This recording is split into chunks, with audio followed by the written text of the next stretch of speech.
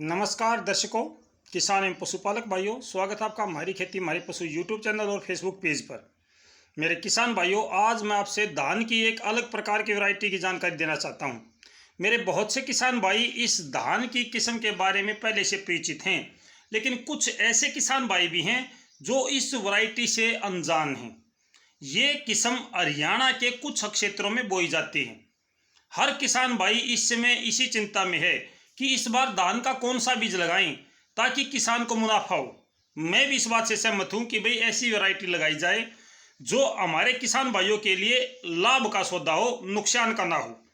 ज़्यादातर वैरायटियां मेरे किसान भाई लगा चुके हैं, जिसमें 11-21 है, 17-18 है, आपकी 1847 है, 1885 है, 1509 है, 1692 है। तमाम प्रकार की किस्में मेरे किसान भाई हर साल लगाते हैं। बासमती की है, चाहे वो 30 नंबर है या आपकी दूसरी है 19 नंबर है, दोनों वैरायटियां लगा चुके हैं। लेकिन किसान भाइयों को लाभ कहाँ होता है? एक ऐसी वैरायटी जो मेरे किसान भाइयों के लाभ का सौदा हो सकती है, क्या उसकी खासियत है? ये तमाम जानकारी मैं आपसे इस वीडियो के माध्यम से साझा करना चाहूँगा। मेरे किसान भाइयों, आपने सुना भी होगा धान की 408 नंबर वैरायटी है। ये सर्टिफाइड नहीं है। सबसे पहली बात बताता हूँ, ये सर्टिफाइड नहीं है जी। इसका उत्पादन लगभग 50 मन 20 क्विंटल प्रति एकड़, ये अच्छी बढ़ने वाली है। लगभग 5.5 फीट 6 फीट तक इसकी हाइट हो जाती है अगर आपकी ज़मीन उपजाऊ है तो। ये धान की जो किस्म है, ये किस्म हल्की अक्सारीय या खारे पानी में भी उगाई जा सकती है।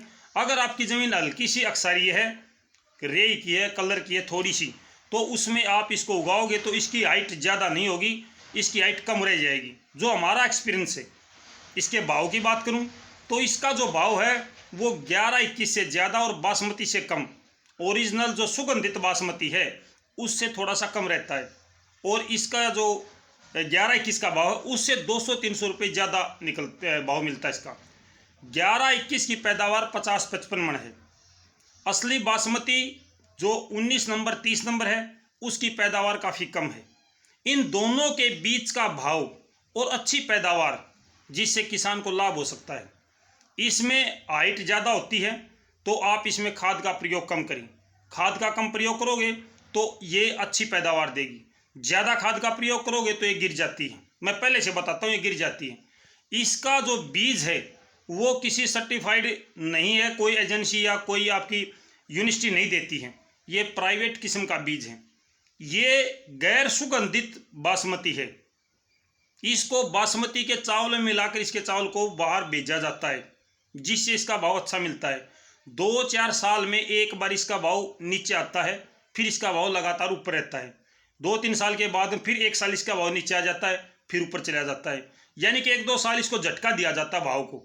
मेरे किसान भाई इस वैरायटी को बहुत कम लगाते हैं। कुछ एक किसान हैं जो लगाते हैं, जो हर साल इस किस्म को लगाते हैं। वो 1 साल नुकसान भी झेल लेते हैं, लेकिन हर साल उसको फिर प्रॉफिट होता है। तो इस प्रकार से मेरे किसान भाई इस वैरायटी के बोने से आपको कई लाभ हो सकते हैं। पहली बात, इसमें नाड़ तोड़ की समस्या बहुत कम आती है। इसमें खरपतवार का असर भी कम होता है क्योंकि इसकी हाइट लंबी होती है। इसमें आमतौर पर बीमारियां सामान्य की अपेक्षा कम आती हैं। ये अक्सारीय ज़मीन में या खारे पानी में भी हो सकती है।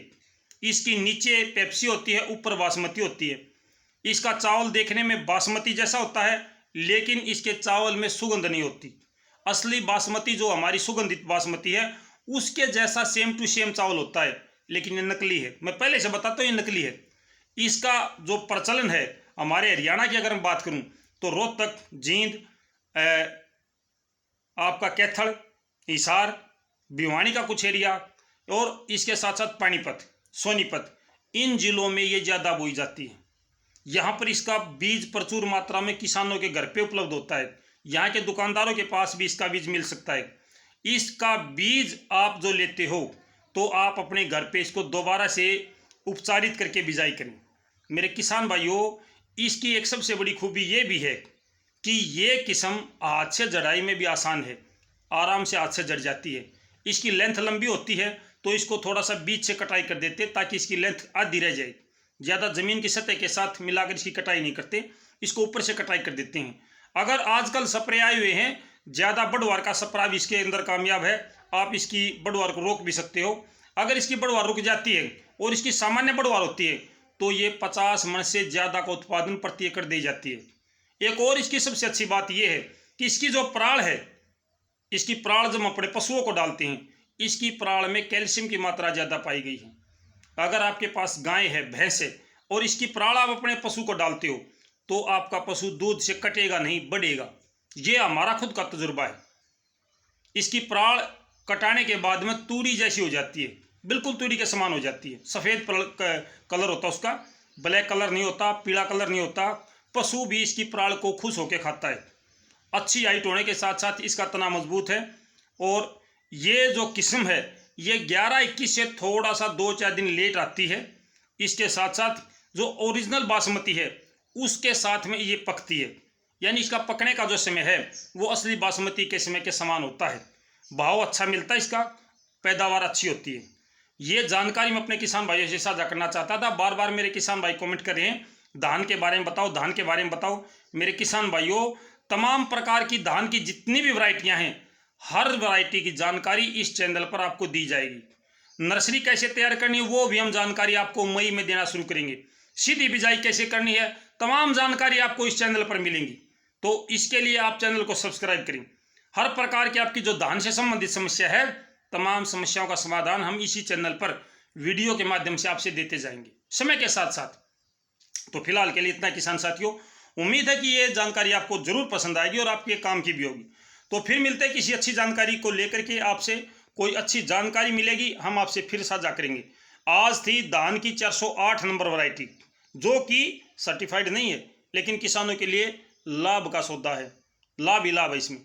जो किसान भाई नए एरिया में लगाते हैं वहाँ पे ये बासमती के, असली बासमती के भाव में बिकती है, यानी 5,500 का भाव मिल जाता है। अगर 11-21 का भाव होता है आपका 4400, 4.5, तो इस 408 का भाव मिलता है आपको 5,000 के आसपास में, यानी कि 200-400 रुपये 11-21 से ज़्यादा भाव मिलता है। पैदावार 11-21 के बराबर की होती है। तो ऐसी किस्म क्यों नहीं लगाएंगे हम। ये अक्सर ज़मीन में भी हो जाती है, थोड़ी सी कलर ज़मीन उसमें भी हो जाती है, यानी कि इसकी सहन शक्ति ज़्यादा है। इसमें पानी की आवश्यकता भी कम पड़ती है, ज़्यादा पानी की आवश्यकता नहीं है इसको, थोड़े पानी में भी हो जाती है। हर प्रकार की ज़मीन के लिए सहनशील है। ये बहुत अच्छी वैरायटी है, हमने कई बार लगाई है, तो अपने अनुभव हम साझा करते हैं आपसे। फिर मिलते हैं आपसे, तब तक नमस्कार, जय हिंद।